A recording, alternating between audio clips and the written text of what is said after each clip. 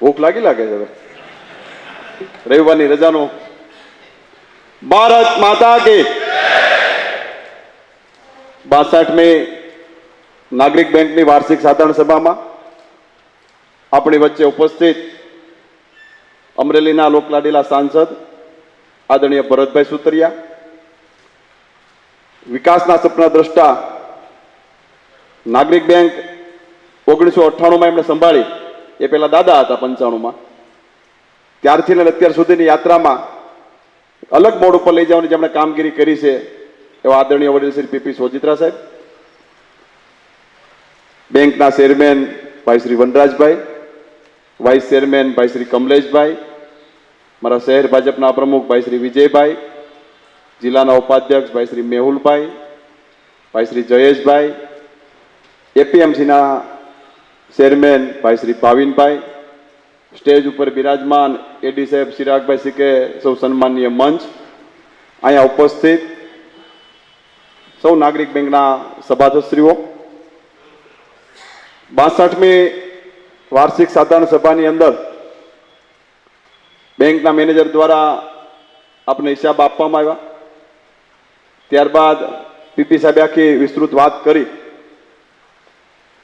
પણ એમાં પીપી સાહેબ ચોખ્ખું ગણિત છે, લોખંડને પારસમણી અડાડો એટલે હોનું થઈ જાય. તો તમને જે સંસ્થા હોપો એ ગમે તેવી હોય, રોડ ઉપર દોડતી કરી દો, એનું નામ પીપી સોજિત્રા. મારે એક બે ઉદાહરણો તમને આપવા છે.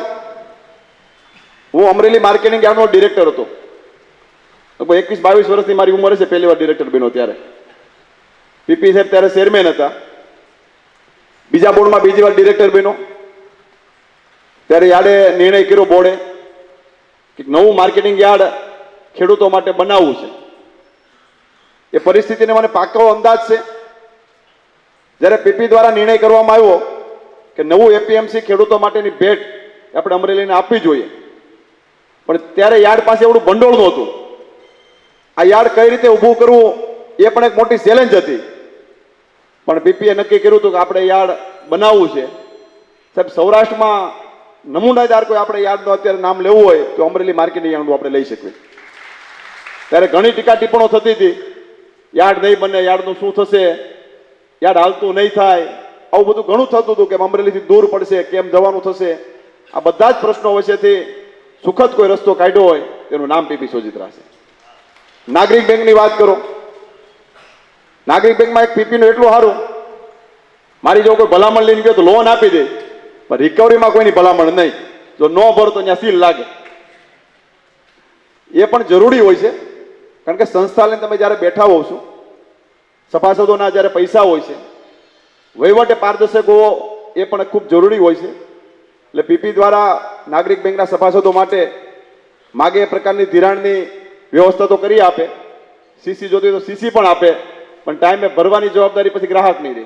એમાં કોઈ આગળ પાછળ થવાનું નથી.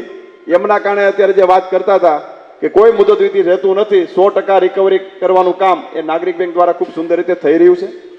મિત્રો, સહકારી સંસ્થામાં જે રીતે વહીવટ કરતા નાગરિક બેંક દ્વારા 4 જેટલી શાખાઓ ખોલી અને લોકોને પડતી મુશ્કેલીમાં ખૂબ સારી રીતે વ્યવસ્થા કરવામાં આવે છે. 4-5 કરોડનો નફો એ દર વર્ષે થતો હોય છે. આ વર્ષે અલગ વ્યવસ્થાના કારણે થોડોક નફામાં ઘટાડો આવ્યો છે, પણ સારી રીતે નફો કરવાનો માસ્ટર પ્લાન એ પીપી દ્વારા ખૂબ સારી રીતે થઈ રહ્યો છે. સભાસદોને પણ પૂરો સંતોષ મળે, માત્ર નફા ઉપર લક્ષ નહીં, પણ સભાસદોને પણ પૂરો સંતોષ મળે, સારી સર્વિસ મળે, બેંકમાં કોઈ ગયું હોય તો સારા આવકાર સાથે અમને જવાબ મળે, એ પ્રકારની વ્યવસ્થા એક નાગરિક બેંક દ્વારા ખૂબ સુંદર રીતે કરવામાં આવી રહી છે.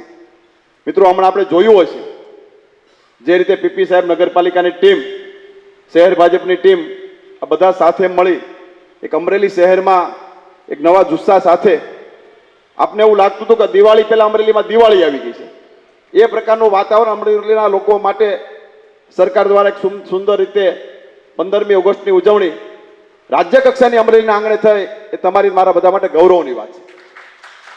મિત્રો, બુધવારથી શરૂઆત થઈ, રાતે લોકોની ભીડ, રોડ ઉપર આપણે ગાડી લઈને જવું હોય તો જઈ ન શકવી, દરેક રસ્તા બંધ કરવા પડે ને હાલીને નીકળવું પડે, એ પ્રકારની ભીડ અમરેલીમાં બહુ ઝાઝા વર્ષ પછી જોવા મળી છે. અમે કાલે રાત્રે પણ હું નીકળ્યો તો જોવા માટે, તો કાલે પણ એવું ટ્રાફિક. પણ મિત્રો, રાજ્યના યશસ્વી મુખ્યમંત્રી આદરણીય ભૂપેન્દ્રભાઈ પટેલ સાહેબ હોય, નાયબ મુખ્યમંત્રી આદરણીય હર્ષભાઈ સંઘવી સાહેબ હોય, અને રાજ્ય સરકાર દ્વારા અમરેલી ઉપર જે મીઠી નજર રાખવામાં આવી રહી છે, અમરેલીના વિકાસના કાર્યો માટે જે પણ કાર્યો હોય એ અમરેલીની ફાઇલ જાય એટલે ના મંજૂર ન થાય, મંજૂર થઈને આવે એ પ્રકારની સરકારની કામગીરી અમરેલી માટે થઈ રહી છે. પીપી સાહેબે વિકાસની ખૂબ મોટી વાતો કરી. હજી એક પીપી સાહેબ એમાં બાકી છે, બાકી તો ઘણું જાજુ છે. અમરેલી અત્યાર સુધીમાં ઓવરબ્રિજ ક્યારેય જોયો નહોતો. આપણે બીજા બધા સિટીમાં જતા હતા કે આપણું સિટી એવું હતું કે આપણે ઓવરબ્રિજ મળતો નહોતો. લાઠી રોડ ઉપર આપણો બ્રોડગેજ લાઈન નખાઈ ગઈ છે. થોડાક સમયની અંદર એ ટ્રેનો ત્યાં શરૂ થવાની છે. પછી આપણે રેલવે ફાટક બંધ હોય તો 15-20 મિનિટનો સમય એમાં કપાય. મિત્રો, રાજ્ય સરકારે 100% રાજ્ય સરકારના ફંડ દ્વારા 55 કરોડ રૂપિયા મંજૂર પણ કર્યા, ટેન્ડર પણ ઓનલાઈન થઈ ગયા છે. થોડાક દિવસની અંદર એમના ખાતમુહૂર્ત કરવામાં આવશે. આપણા યુવાનોને, આપણા વિદ્યાર્થીઓને સ્પોર્ટ માટેની વાત તો થઈ, પણ સાયન્સ સેન્ટર એ આપણા અમરેલી જિલ્લામાં નહોતું. આપણા બાળકોને સાયન્સ માટેની રુચિ હોય, સાયન્સ માટે કંઈ જાણવું હોય તો ક્યાં જવું? તો આપણી પાસે વ્યવસ્થા નહોતી. મારે રાજ્ય સરકારનો આભાર માનવો પડે, એમની કામગીરી ફૂલ જોશમાં ચાલુ થઈ છે. 20 કરોડના ખર્ચે તો થયું. પછી પીપી સાહેબ અર્જુનભાઈને અમે પાછા ફરી બેઠા કે અમરેલીમાં આમાં તમારે જે ઉમેરો કરો એ ઉમેરો કરો. પાછી અલગથી 10 કરોડની ગ્રાન્ટ એ અમરેલી માટે ફરી રાજ્ય સરકાર દ્વારા મંજૂરી આપવામાં આવી રહી છે. 30 કરોડના ખર્ચે એક મોડલ સાયન્સ સેન્ટર એ અમરેલીના યુવાનોને, અમરેલીના વિદ્યાર્થીઓને ભેટ મળે એ પ્રકારની કામગીરી સરકાર કરી રહી છે. મિત્રો, વિકાસની ગાથામાંની જો વાત કરવા બેસીએ તો છેલ્લા 3.5 વર્ષની અંદર 2000 કરોડ કરતાં પણ વધારે વિકાસના કાર્યો એ અમરેલી વિધાનસભાને ભેટ મળ્યા છે. અમરેલી જિલ્લાની અંદર 5000 કરોડ કરતાં પણ વધારે વિકાસના કાર્યો એ રાજ્ય સરકાર દ્વારા ભેટ આપવામાં આવ્યા છે.